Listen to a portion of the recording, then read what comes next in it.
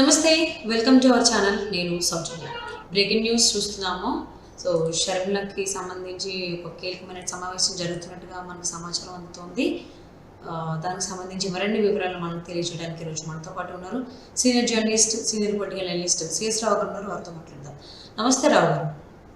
నమస్తే సౌజన్య. షర్మిల కాంగ్రెస్ పార్టీలో చేరబోతోంది. దానికి సంబంధించి ఒక కీలకమైనటువంటి సమావేశం జరుగుతోంది కాంగ్రెస్కి సంబంధించి అని చెప్పి టాక్ వినిపిస్తోంది. దీనికి సంబంధించిన పూర్తి వివరాలు ఏంటి మాకు తెలియజేస్తారు. అత్యవసరంగా భేటీ కావడానికి ఢిల్లీకి రమ్మని చెప్పి షర్మిలకి పిలుపు వచ్చినట్టు మనం బ్రేకింగ్ న్యూస్ చూస్తున్నాం. 4వ తారీఖున ఢిల్లీకి రావాలని చెప్పి ఏఐసిసి అధ్యక్షుడు ఖర్గే ఆహ్వానించినట్టు కూడా తెలుస్తుంది. అత్యవసరంగా మరి కాసేపట్లో ఆమె ఇడుపులపాయకి వెళ్ళబోతుంది. ఇడుపులపాయలో అక్కడ వాళ్ళ కుమారుడు రాజారెడ్డి అలాగే అట్టూరి ప్రియా వివాహానికి సంబంధించినటువంటి ఇన్విటేషన్ కూడా ఇడుపులపాయలో ఉండేటువంటి ఘాట్ దగ్గర పూజలు చేసి అక్కడ తొలి ఇన్విటేషన్ కార్డ్ని అక్కడ రాజశేఖర్ రెడ్డి సమాధి దగ్గర అక్కడ ఉంచబోతూ ఉన్నారు. ఆ తర్వాత అక్కడ కీలకమైనటువంటి ప్రకటన కూడా షర్మిల చేసేటువంటి అవకాశం ఉందని చెప్పి కూడా తెలుస్తుంది. ఎందుకంటే ఆల్రెడీ ఆమె కాంగ్రెస్ పార్టీలో చేరడానికి సిద్ధమవుతున్నారు. ఢిల్లీ నుంచి ఆమెకి పిలుపు వచ్చినటువంటి క్రమంలో ఆమె ఢిల్లీ వెళ్ళబోతూ ఉన్నారు. 4వ తారీఖున ఆమె కాంగ్రెస్ పార్టీ అధ్యక్షుడు ఖర్గేని కలిసేటువంటి అవకాశం ఉంది. ఆ తర్వాత ఆమెకి ఎలాంటి పదవి ఇస్తారు అంటే పిసిసి అధ్యక్షురాలిగా ఏపీకి చేస్తారా, లేదంటే ఏఐసిసిలో కీలకమైన పదవి చెప్తారా, లేదంటే కాంగ్రెస్ వర్కింగ్ కమిటీలో ఛాన్స్ ఇస్తారా అంటే కాంగ్రెస్ వర్కింగ్ కమిటీలో ఛాన్స్ ఇచ్చేటువంటి అవకాశం లేదు. ప్రస్తుతం ఆంధ్రప్రదేశ్ నుంచి రఘువీరారెడ్డి కాంగ్రెస్ వర్కింగ్ కమిటీలో మెంబర్ గా ఉన్నారు. కాంగ్రెస్ వర్కింగ్ కమిటీలో మెంబర్ గా ఇవ్వాలి అని అంటే కనుక అది చాలా సీరియస్ ఇష్యూ. వాస్తవంగా అంత పెద్ద స్థాయి పదవి అయితే షర్మిలకి ఇచ్చేటువంటి అవకాశం ఉండదని చెప్పి నేను అనుకుంటున్నాను, అంచనా వేస్తున్నాను. బట్ ఏఐసిసిలో మాత్రం ఏదో ఒక పదవి ఇచ్చేటువంటి అవకాశం ఉంది. At the same time Andhra Pradesh PCC అధ్యక్షురాలుగా ఆవిడ బాధ్యతలు స్వీకరిస్తారా లేదా అనేటువంటి సందేహం ఉంది. ఎందుకంటే ఆల్రెడీ ఇప్పుడు జగన్మోహన్ రెడ్డి అక్కడ వైఎస్ఆర్ కాంగ్రెస్ పార్టీ అధ్యక్షుడిగా ఉన్నారు ఆంధ్రప్రదేశ్ లో. సో ఇప్పుడు కాంగ్రెస్ పార్టీ అధ్యక్ష బాధ్యతలు కనుక షర్మిల తీసుకుంటే నేరుగా వాళ్ళ అన్నతో ఢీ కొట్టేటువంటి పరిస్థితి, వైరుధ్యాన్ని పెంచుకునే పరిస్థితి వస్తుంది. ఎందుకంటే కాంగ్రెస్ పార్టీ నుంచి విడిపోయిన తర్వాత జగన్మోహన్ రెడ్డి కొత్త పార్టీ పెట్టుకున్నారు. ఇప్పుడు మళ్ళీ కాంగ్రెస్ పార్టీ ఆంధ్రప్రదేశ్ లో బలోపేతం చేసుకోవడానికి ప్రయత్నం చేస్తుంది. సో ప్రయత్నం చేస్తున్నటువంటి క్రమంలో షర్మిలకి పక్కాలు అప్పచెప్పి అక్కడ పార్టీని బలోపేతం చేయాలనేటువంటి ఒక ప్రయత్నం చేస్తున్నారు. అందుకు తెలంగాణ ముఖ్యమంత్రి రేవంత్ రెడ్డి యొక్క ప్రోద్బలంగానే అండగానే ఉంటుంది. మొదటి నుంచి కూడా రేవంత్ రెడ్డి ఒకటే చెప్తున్నారు, తెలంగాణలో కాకుండా ఆమెను ఆంధ్రప్రదేశ్ వరకు పరిమితం చేయాలి, ఆంధ్రప్రదేశ్ రాజకీయాల్లో ఆమెకి బాధ్యతలు అప్పచెప్పాలి అనేటువంటి అభిప్రాయాన్ని మొదటి నుంచి కూడా రేవంత్ రెడ్డి వ్యక్తం చేస్తున్నారు. కానీ షర్మిల ప్రతిపాదనలు వేరేగా ఉన్నాయి. నల్గొండ నుంచి కానీ ఖమ్మం నుంచి కానీ ఆమెకి ఎంపీ సీట్ కోసం ఆ ప్రయత్నం చేస్తున్నారు. నల్గొండ లేదా ఖమ్మం నుంచి ఎంపీ స్థానానికి పోటీ చేసి ఇక్కడ తెలంగాణలో ఎంపీ కావడంతో పాటు ఆంధ్రప్రదేశ్ లో కూడా పనిచేస్తాను అంటే జాతీయ స్థాయి నాయకురాలుగా ఉండడానికి మాత్రమే ఆమె ఇష్టపడుతూ ఉన్నారు. ఒక ఆంధ్రప్రదేశ్కే పరిమితం కావాలి అనేటువంటి ఆలోచన ఆమె చేయలేనటువంటి పరిస్థితిలో ఉన్నారు. కారణం ఏంటంటే మెట్టినీళ్ళు తెలంగాణ అని చెప్పి మొదటి నుంచి చెప్తూ ఉన్నారు. సో పైగా తెలంగాణలో ఆమె వైఎస్ఆర్ తెలంగాణ పార్టీని పెట్టి దాదాపు 3000 కిలోమీటర్లు పైగా ఆమె పాదయాత్ర కూడా చేశారు.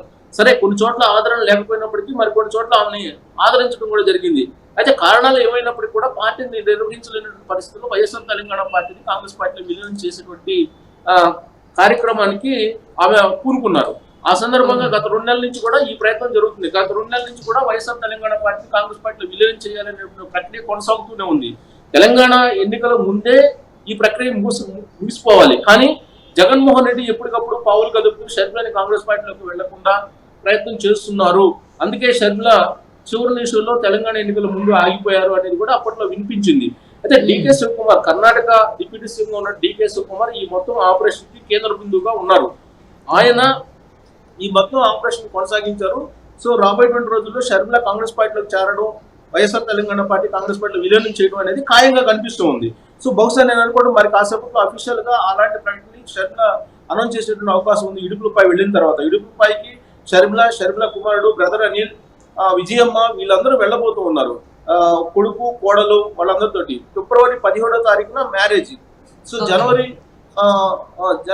18వ తారీఖున నిశ్చితార్థం పెట్టుకునేటువంటి కార్యక్రమానికి నిర్ణయించుకున్నారు జనవరి 18వ తారీఖున. సో ఇన్విటేషన్ కి సంబంధించి ఆల్రెడీ ఇన్విటేషన్ రెడీ అయిపోయింది. ఇన్విటేషన్ ని రాజశేఖర రెడ్డి సమాధి దగ్గర పాదాల ముందు ఉంచడానికి ఆమె ఇన్విటేషన్ ఇవ్వడానికి వెళ్తూ ఉన్నారు. ఇవాళ వెళ్ళిన తర్వాత అంతా అయిపోయిన తర్వాత ఇడుపులపాయ నుంచే ఆమె కీలకమైనటువంటి ప్రకటనని ఇచ్చేటువంటి అవకాశం, ప్రకటన చేసేటువంటి అవకాశం ఉంది. అయితే ఈ మొత్తం ఎపిసోడ్ లో గత 2 నెలల నుంచి జరుగుతున్నటువంటి మొత్తం ఎపిసోడ్ లో ఒక యాంగిలే కనిపిస్తుంది. జగన్మోహన్ రెడ్డిని దెబ్బతీయడానికి రాజకీయంగా సోనియా గాంధీ వేసినటువంటి ప్లాన్ లో భాగంగానే షర్మిల కాంగ్రెస్ పార్టీలో చేరుతూ ఉన్నారు. కాంగ్రెస్ పార్టీలో చేరి ఆమె కీలకమైన నేతగా ఎదగాలనుకుంటున్నారు అనేది వినిపిస్తుంది. ఆల్రెడీ గతంలోనే సోనియా గాంధీని కలవడం జరిగింది షర్మిల. సోనియా గాంధీని కలిసి ఆ రోజు సోనియా గాంధీ ఏ విధంగా వ్యవహరించారు, ఇప్పుడు సోనియా గాంధీ యొక్క ఆలోచన ఎలా ఉంది, వీటన్నిటిని కూడా గతంలో చెప్పడం జరిగింది షర్మిల కూడా. సో ఆల్రెడీ సోనియా గాంధీని కలిశారు, బ్రదర్ అనిల్ అలాగే సోనియా ఇద్దరు కలిశారు. సో అఫీషియల్ గా ఇప్పుడు విలీనం అయితే కాబోతుంది పార్టీ. అయితే ఇదంతా ఒక కోణం అయితే, రెండో కోణం ఏంటంటే అసలు జగన్మోహన్ రెడ్డి షర్మిల ఇద్దరు కలిసి ఆడుతున్నటువంటి గేమా ఇది. సో ఎందుకనంటే జగన్మోహన్ రెడ్డి గత 3 రోజుల నుంచి కూడా దాదాపు 50 నుంచి 60 మంది ఎమ్మెల్యేలని ఆ పార్టీ నుంచి బయటికి పంపించాలి, లేదంటే స్థానాలు మార్చాలి అనేటువంటి ప్రయత్నం చేస్తున్నటువంటి క్రమంలో ఆ పార్టీలో అసంతృప్తి రగిలిపోతుంది. కొంతమంది అయితే జగన్మోహన్ రెడ్డి నాయకత్వాన్ని వ్యతిరేకిస్తూ ఉన్నారు. ఇలాంటి పరిస్థితుల్లో అక్కడ స్థానం లేనటువంటి వాళ్ళని తెలుగుదేశం పార్టీ తీసుకునేటువంటి అవకాశం లేదు, అలాగని జనసేన పార్టీలో తీసుకునేటువంటి పరిస్థితి కూడా లేదు. ఇలాంటి సిచ్యువేషన్ లో ఒక వ్యాక్యూమ్ ఏర్పడింది. ఆ వ్యాక్యూమ్ ఏర్పడకుండా షర్మిలని కాంగ్రెస్ పార్టీకి జగన్మోహన్ రెడ్డి పంపిస్తూ ఉన్నారా? జగన్మోహన్ రెడ్డి అలాగే షర్మిల ఇద్దరు కలిసి ఒక ఫ్రెండ్లీ పాలిటిక్స్ ఆడుతూ ఉంటే నువ్వు లేదంటే నేను అన్నట్టుగా వీళ్ళిద్దరూ రాబోయేటువంటి 30 సంవత్సరాలకి రాజకీయంగా ఆంధ్రప్రదేశ్ లో ఒక బేస్ వేసుకుంటున్నారా? ఆ క్రమంలోనే అన్నా చెల్లెలు కలిసి గేమ్ ఆడుతున్నారా? ఈ గేమ్ అంతా నడిపిస్తున్నారా అనేది ఇంకో కోణం నుంచి కూడా వినిపిస్తుంది. ఎందుకంటే వైఎస్ ఫ్యామిలీ గురించి బాగా తెలిసినటువంటి వాళ్ళు, అలాగే కడప రాజకీయం గురించి బాగా తెలిసినటువంటి వాళ్ళు, పులివెందుల రాజకీయం తెలిసినటువంటి వాళ్ళు, వీళ్ళు చెప్పేటువంటి మాట లేదంటే వాళ్ళు భిన్న కోణాల నుంచి వినిపించేటువంటి ఆలోచనలు, అభిప్రాయాలు ఏంటంటే ఇప్పుడు అందరికీ కనిపిస్తున్నటువంటి విధంగా షర్మిలకి అలాగే జగన్మోహన్ రెడ్డికి పడడం లేదు. వాళ్ళిద్దరికి పన్న కారణంగానే, ఆస్తుల గొడవల కారణంగానే ఆమె కొత్త పార్టీ పెట్టారు, వైఎస్ఆర్ తెలంగాణ పార్టీని. బట్ ఆ పార్టీని నడపలేనటువంటి పరిస్థితుల్లో ఇప్పుడు ఆ పార్టీని వైఎస్ఆర్ కాంగ్రెస్ పార్టీలో విలీనం చేస్తున్నారు అనేది వినిపిస్తుంది. అయితే 4 సంవత్సరాల క్రితమే, దాదాపు 3.5 సంవత్సరం క్రితం షర్మిల ఆల్రెడీ ఆంధ్రప్రదేశ్ వదిలేసి తెలంగాణకు వచ్చారు. తెలంగాణలో పార్టీని పెట్టడం జరిగింది. తెలంగాణలో పార్టీని పెట్టినప్పుడే ఆమె మీద రకరకాల అనుమానాలు వచ్చాయి. ఏం అనుమానాలు వచ్చాయి అప్పట్లో? అసలు ఈ పార్టీని పెట్టించింది ఎవరు? జగన్మోహన్ రెడ్డి పెట్టించారా? కేసీఆర్ కి అనుకూలంగా, కేసీఆర్ కి కలిసి వచ్చేలా, ప్రభుత్వ ఓట్ బ్యాంక్ చీలిపోయేలా జగన్మోహన్ రెడ్డి ఒక వ్యూహాత్మకంగా షర్మిల చేత పార్టీని పెట్టించారు అనేది అప్పట్లో వినిపించినటువంటి ఒక అభిప్రాయం కూడా. ఆ తర్వాత కొన్ని రోజులు ఏం జరిగింది? బీజేపీ ఏమన్నా పెట్టించిందా? బీజేపీ పెట్టించి బీజేపీతో కలిసి నడవడానికి షర్మిలని నడిపారా తెలంగాణలో అనేది కూడా ఇంకొక అభిప్రాయం కూడా వినిపించింది. కారణం ఏంటంటే జగన్మోహన్ రెడ్డి అలాగే నరేంద్ర మోడీ ఇద్దరు ఒకటే.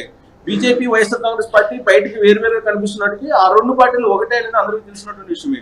ఆ కోణం నుంచి చూస్తే కనుక బీజేపీ వాళ్ళు ఏమైనా షర్మిల చేత పార్టీ పెట్టించారా తెలంగాణలో అనేటువంటి అభిప్రాయం కూడా అప్పట్లో వినిపించింది.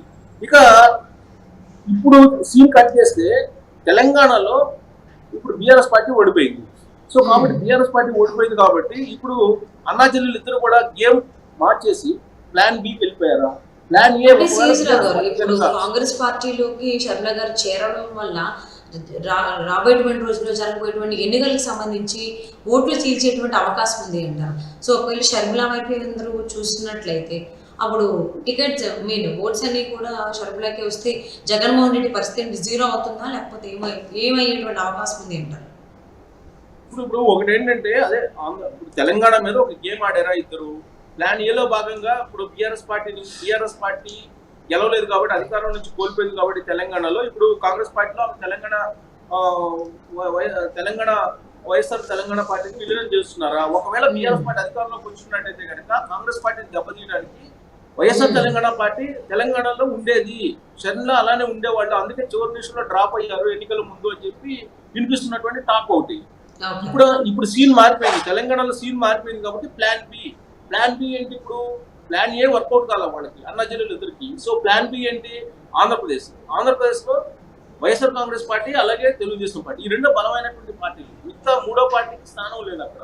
సో ఈ 2 పార్టీలు బలంగా ఉన్నప్పుడు తెలుగుదేశం పార్టీని బలహీనపరచాలి, లేదంటే వైఎస్ఆర్ కాంగ్రెస్ పార్టీ అధికారంలోకి ఉండాలి అని అంటే కనుక ప్రభుత్వ వ్యతిరేక ఓట్ బ్యాంక్ తెలుగుదేశం పార్టీకి రాకుండా చీల్చేటువంటి ప్రయత్నం, ప్రభుత్వ వ్యతిరేక ఓట్ బ్యాంక్ చీలకుండా నేనున్నాను అంటూ రాష్ట్ర ప్రయోజనాల కోసం పవన్ కళ్యాణ్ ముందుకు వచ్చారు.